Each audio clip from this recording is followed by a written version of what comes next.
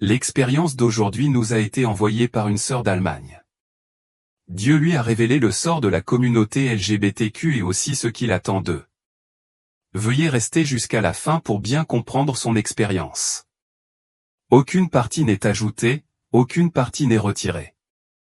Bonjour, je m'appelle Annalise Friedrich. Je suis né dans une famille où la crainte de Dieu était le fondement de tout ce que nous faisions. Mes parents étaient profondément pieux, dès mon plus jeune âge, ils m'ont inculqué l'importance de vivre une vie qui honore Dieu. Chaque matinée commençait par des prières familiales et chaque soirée se terminait par une étude de la Bible. Aussi loin que je me souvienne, la Bible n'était pas seulement un livre dans notre maison, c'était le guide de notre vie. Mon père, un homme de peu de mots mais de convictions profondes, me rappelait que les principes trouvés dans les Écritures n'étaient pas des suggestions mais des commandements à suivre. La parole de Dieu est la vérité, disait-il, et elle doit être le fondement de votre vie. Lorsque j'ai commencé le lycée, j'étais déterminé à m'accrocher aux valeurs que mes parents m'avaient enseignées. Je savais que le monde extérieur à notre maison était différent, mais j'avais confiance en ma capacité à rester fidèle au chemin qu'on m'avait montré.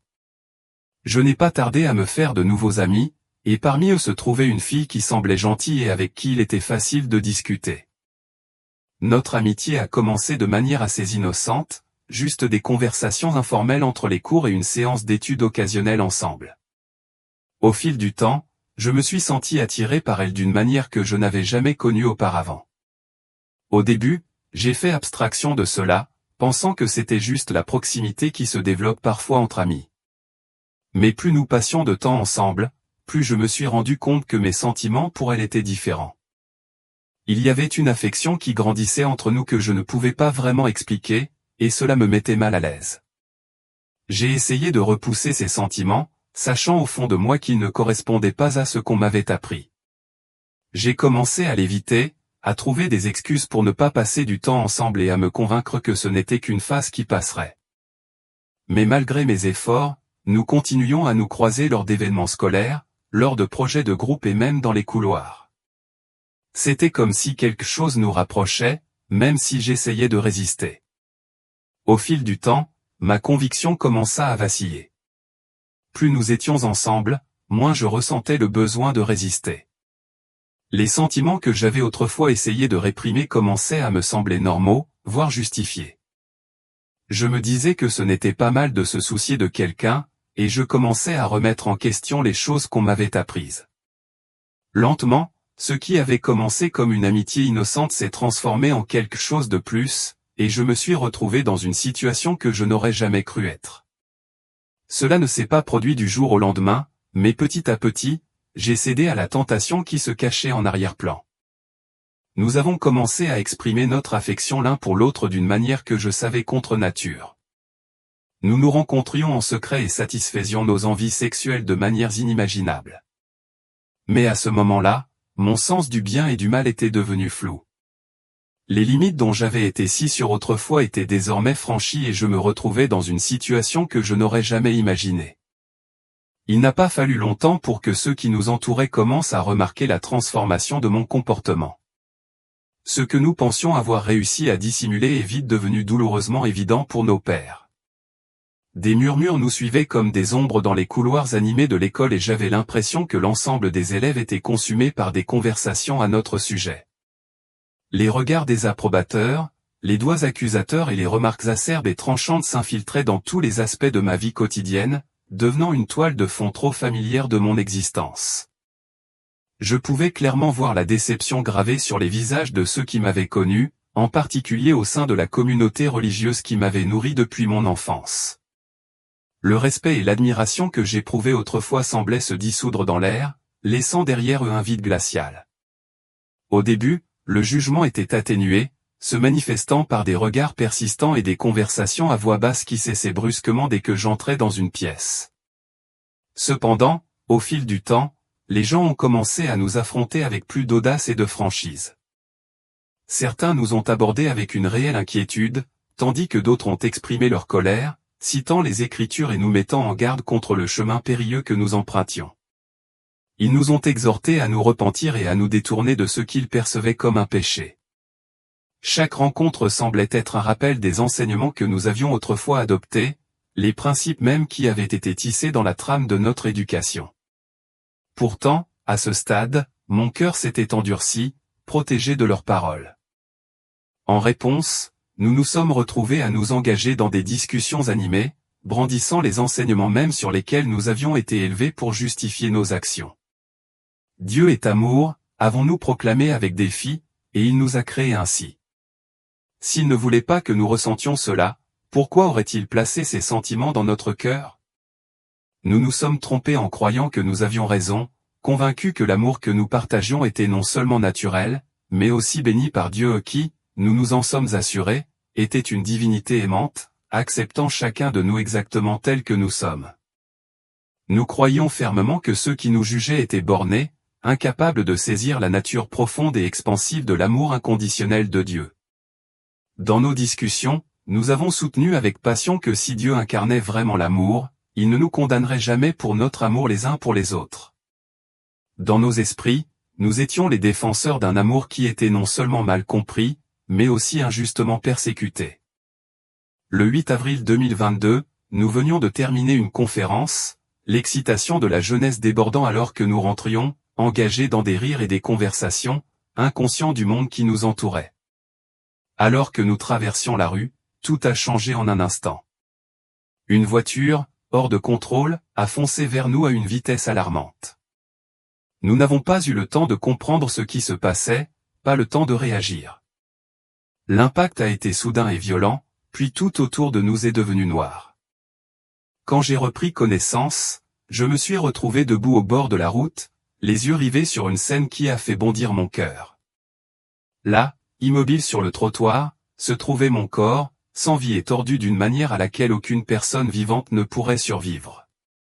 Ce qui m'a encore plus déconcerté, c'était la vue du corps de mon amie à côté du mien. Elle était juste à côté de moi dans ma vie, mais alors que je cherchais son âme, m'attendant à la voir comme je le faisais, je me suis retrouvé face à un vide étrange. Elle avait disparu. La panique m'a envahi comme un feu de forêt, et une sensation écrasante m'a submergé, comme si quelque chose de sombre et de lourd descendait.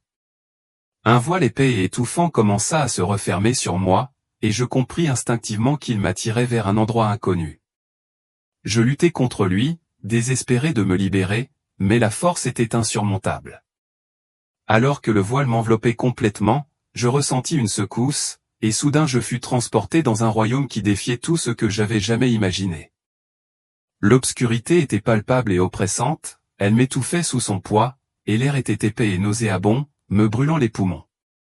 Avant même que je puisse commencer à saisir la gravité de ma situation, je me suis retrouvé entouré de silhouettes des entités sombres et tordues irradiant une rage palpable qui dépassait l'entendement. La peur qui me parcourait était paralysante alors que je faisais face à cette réalité cauchemardesque, pleinement conscient d'avoir traversé un royaume bien éloigné de tout ce que j'avais jamais connu. Ces êtres n'étaient pas humains, c'étaient des démons, des manifestations grotesques de pure malice. Leurs yeux brillaient d'une haine qui me transperçait, irradiant une fureur bouillonnante qui semblait dirigée uniquement contre mon existence même. À ce moment-là, une prise de conscience effrayante s'est installée en moi, il n'y aurait pas d'échappatoire à cet endroit infernal. Sans avertissement, le tourment a commencé pour de bon. Les démons s'abattirent sur moi, leurs griffes et leurs crocs déchirant ma chair et mes os comme si j'étais fait de simple papier. La douleur me submergea, atroce et implacable, dépassant de loin tout ce que j'avais jamais imaginé possible. Désespéré, je criai pour demander grâce, pour un instant de soulagement, mais mes cris furent noyés par les gémissements angoissés d'innombrables autres personnes autour de moi. Je regardai autour de moi et mon cœur se serra en voyant la multitude d'âmes, chacune endurant sa propre souffrance. Elles suppliaient, leurs voix enrouées par l'agonie, implorant que le tourment prenne fin, mais leurs cris tombèrent dans l'oreille d'un sourd. Tout autour de moi se déroulait une tapisserie d'angoisse, des âmes déchirées, brûlées et écrasées sous l'assaut incessant des démons. Il n'y avait aucun répit, aucune lueur de paix, la brutalité était incessante et le désespoir pesait lourd dans l'air. La terreur qui se lisait sur les visages de ceux qui m'entouraient était indéniable. C'était un royaume de pur tourment, un endroit où la miséricorde était un concept étranger, et chaque instant qui passait me semblait une éternité emprisonnée dans l'angoisse. J'avais l'impression que le temps s'était effondré, et que ce qui, en termes humains, aurait pu sembler n'être que de simples minutes s'étirait en une éternité de souffrance. Alors que je croyais ne plus pouvoir endurer, une force soudaine et inattendue commença à m'éloigner des profondeurs de l'agonie. Cette force ne ressemblait à rien de ce que j'avais connu auparavant, elle était puissante mais douce, m'enveloppant comme un bouclier protecteur contre l'obscurité. Les démons, leurs griffes toujours tendues, semblaient soudain impuissants en sa présence. Peu à peu, l'obscurité oppressante commença à se dissiper, et la douleur intense qui m'avait retenu captif commença à s'estomper alors que j'étais éloigné des profondeurs infernales qui m'avaient consumé. L'espoir vacillait en moi, une flamme fragile mais insistante, alors que j'étais tiré des griffes du désespoir vers une lumière que je n'avais pas encore comprise. Une lumière rayonnante commença à émerger devant moi, devenant de plus en plus brillante et chaleureuse à chaque instant fugace. Alors que je me concentrais sur elle, j'ai soudain vu Jésus-Christ. Sa présence était tout simplement écrasante, remplissant tout l'espace d'une sainteté qui rendait les horreurs de l'enfer encore plus abominables en contraste. Il ne ressemblait pas aux images ou aux tableaux familiers que j'avais rencontrés tout au long de ma vie, il était différent, plus réel, plus profond et indéniablement puissant. Ses yeux contenaient une profondeur d'amour et de tristesse qui semblait pénétrer mon être même, voyant chaque recoin caché de mon âme avec une intensité qui me laissait sans souffle. Il ne prononçait aucun mot, mais le silence en sa présence résonnait avec une signification profonde qui résonnait dans mon cœur. Dans ce moment sacré, je me suis senti complètement exposé, comme si chaque péché, chaque mauvaise pensée et chaque mensonge que j'avais jamais prononcé était mis à nu devant lui. C'était comme si sa pureté et sa sainteté étaient un miroir, me reflétant le véritable état de mon cœur. Il n'avait pas besoin de me dire les vérités que je connaissais déjà. Je pouvais sentir le poids de mes actes peser sur moi, un fardeau insupportable qui m'écrasait sous la prise de conscience de l'ampleur de mon écart par rapport au chemin de la justice. Les larmes ont commencé à remplir mes yeux alors que je tombais à genoux, implorant sa miséricorde. En sa présence, la vérité de mon péché, en particulier la vie que j'avais menée, était indéniable et flagrante. Les arguments que j'avais autrefois utilisés pour justifier mes choix semblaient désormais creux et dénués de substance. Dans ce moment de lucidité, une révélation m'est apparue comme le soleil levant, ce que j'avais fait était mal, profondément et gravement mal. La honte m'a submergé comme un raz-de-marée, submergeant chaque partie de mon être, et tout ce que je pouvais faire était de demander pardon. Je savais que je n'avais pas le droit de faire une telle demande, mais je m'accrochais désespérément à l'espoir de sa miséricorde. Alors que j'étais à genoux devant Jésus, écrasé sous le poids de mes péchés, il commença à me dévoiler une vérité qui me secoua jusqu'au plus profond de moi-même. Bien qu'il ne prononçât aucune parole, sa présence communiquait tout avec une clarté si profonde qu'elle ne laissait aucune place au doute.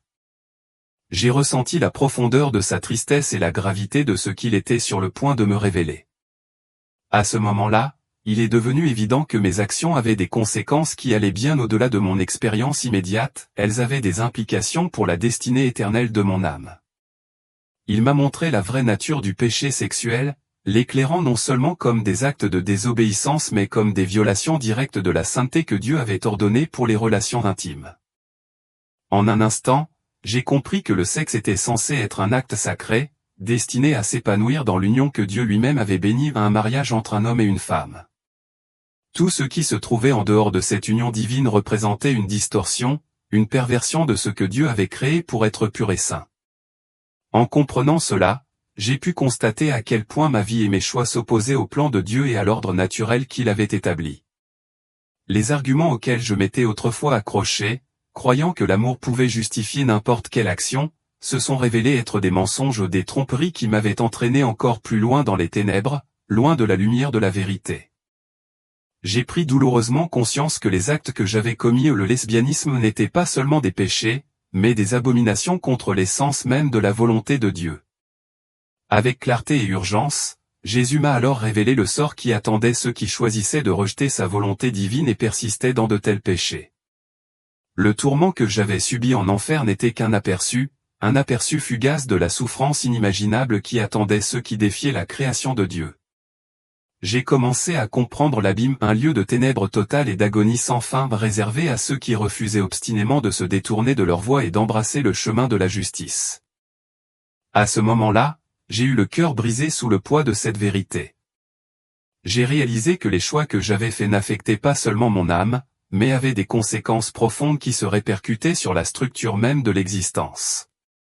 J'ai ressenti un profond désir de m'aligner sur le dessein de Dieu, de rechercher son pardon et sa restauration, sachant que la véritable paix et l'épanouissement ne pouvaient être trouvés qu'à l'intérieur des limites qu'il avait établies avec amour. L'horreur de tout cela dépassait tout ce que je pouvais comprendre, et une prise de conscience terrifiante m'envahit. Si j'avais continué sur ma lancée, cet abîme aurait été ma destination finale. L'avertissement de Jésus était sans équivoque, ceux qui persistent dans des actes sexuels qui défient son ordre divin comme le lesbianisme, l'homosexualité, les identités transgenres et toutes les formes de désir lascif ne trouveraient pas de place au paradis. Au lieu de cela, ils seraient jetés dans l'abîme, éternellement perdus dans le tourment, loin de la lumière de sa présence. Alors que je m'agenouillais devant Jésus, encore sous le poids des révélations qu'il m'avait accordées, un profond sentiment de son amour et de sa miséricorde commença à remplir l'espace autour de nous. Malgré la gravité de mes péchés et la réalité terrifiante de leurs conséquences, je pouvais sentir son profond désir de me repentir de mon salut. C'était comme si sa présence même me suppliait, m'exhortant à me détourner du chemin destructeur que j'avais emprunté, à accepter le sacrifice qu'il avait fait sur la croix pour mes péchés et à embrasser le chemin vers le ciel qu'il avait ouvert pour moi. Pour la première fois de ma vie, j'ai vraiment compris la signification de son sacrifice. Jésus avait souffert et était mort non seulement pour l'humanité dans son ensemble, mais pour moi personnellement, mes péchés, ma rébellion, mon défi. Sa mort était le seul pont capable de combler le gouffre entre ma nature pécheresse et la sainteté de Dieu. Le chemin vers le ciel s'offrait à moi, mais il nécessitait de me repentir, de me détourner complètement de mon ancienne vie et d'accepter de tout cœur Jésus comme mon Seigneur et Sauveur. Alors que ces vérités profondes s'installaient dans mon cœur, j'ai senti la présence de Jésus commencer à s'estomper progressivement. La lumière brillante qui m'entourait a commencé à s'estomper, et le sentiment écrasant de sa sainteté et de son amour a commencé à se retirer. Je ne voulais pas qu'il parte, j'avais envie de rester en sa présence, de rester dans l'étreinte de son amour et de sa miséricorde qui me paraissait si tangible. Mais alors que mon cœur souffrait de le voir rester, je fus soudainement ramené dans mon corps, allongé dans un lit d'hôpital, entouré du bourdonnement stérile du matériel médical et du doux murmure des voix résonnant en arrière-plan. C'était un contraste frappant avec le moment sacré que je venais de vivre, et j'éprouvais un sentiment irrésistible de nostalgie de la chaleur et de la sécurité de la présence de Jésus qui s'était si vite envolé. Mon corps palpitait de douleur à cause des blessures subies lors de l'accident, mais l'inconfort physique était pâle en comparaison de la tourmente émotionnelle et spirituelle qui faisait rage en moi. Alors que j'étais allongé là, je ne pouvais échapper au souvenir de ce que je venais de vivre, les aperçus horribles de l'enfer, la miséricorde écrasante de Jésus et le don extraordinaire d'une seconde chance dans la vie. L'accident avait été catastrophique, mais il avait également marqué un moment charnière, un tournant dans mon existence où tout avait basculé. Pendant que j'étais en vie, mon amie n'était plus là. Elle était décédée tragiquement sur les lieux du drame, et la réalité de sa mort m'avait submergé comme une vague glaciale de chagrin et de culpabilité. J'ai compris à ce moment-là que nos chemins avaient divergé de manière irréversible. Elle avait dû faire face aux conséquences de ses choix de vie, tandis que j'avais eu une autre opportunité ou une chance de me repentir et de vivre pour le Seigneur. La perte de mon ami pesait lourdement sur mon cœur, créant une réalité qui me faisait réfléchir et que je ne pouvais ignorer. Je me suis retrouvé à réfléchir au sort de son âme, à me demander où elle pouvait bien être et ce qu'impliquait sa destinée éternelle. La pensée obsédante qu'elle puisse souffrir du même tourment que celui que j'avais brièvement entrevu m'a empli d'une profonde tristesse. La rencontre avec Jésus avait laissé une empreinte indélébile dans mon âme, une empreinte impossible à effacer ou à ignorer. La conviction qui s'est emparée de mon cœur était différente de tout ce que j'avais connu auparavant. Je savais, sans l'ombre d'un doute, que ma vie ne pouvait plus continuer comme elle l'avait été. L'amour et la miséricorde que Jésus m'avait montrés au milieu de mes péchés et de ma rébellion ont brisé les barrières que j'avais érigées autour de mon cœur. Dans ce moment de lucidité et de désespoir, je l'ai accepté comme mon Seigneur et Sauveur. Cette acceptation n'était pas seulement une réaction émotionnelle passagère, c'était une décision profonde qui a changé ma vie et qui a résonné au plus profond de moi. J'ai réalisé que je ne pouvais plus vivre pour moi-même ou pour les désirs qui m'avaient autrefois tenu captif.